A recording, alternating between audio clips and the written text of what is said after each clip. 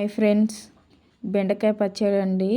పచ్చిమిరపకాయలు, ఒక టమాటా, కొద్దిగా చింతపండు తీసుకోవాలండి. నేను పెనం పెట్టి ఆయిల్ పోసుకున్నాను. కొద్దిగా జీలకర్ర వేసి పచ్చిమిరపకాయలు వేయించుకోవాలండి. మిక్సీలో వేసుకున్నాక బెండకాయలు వేసుకోవాలండి. బెండకాయ మంచిగా ఫ్రై కావాలి. చూడండి, 30 మినిట్స్లో ఫ్రై అయింది కదా.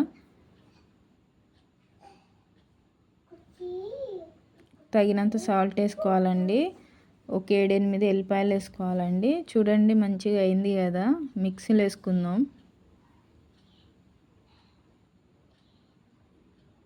టమాటా కట్ చేసుకున్న టమాటా అండి.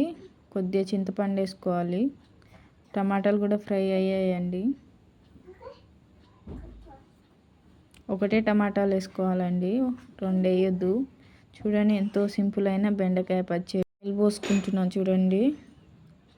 ఎల్లిపాయలు వేసుకోవాలండి, ఎండుమిరపకాయలు వేసుకోవాలి, జీలకర్ర వేసుకోవాలి, పసుపు వేసుకోవాలండి, కరివేపాకు వేసుకోవాలి. ఇప్పుడు అంతేనండి, ఎంతో ఇష్టమైన బెండకాయ పచ్చడి అండి.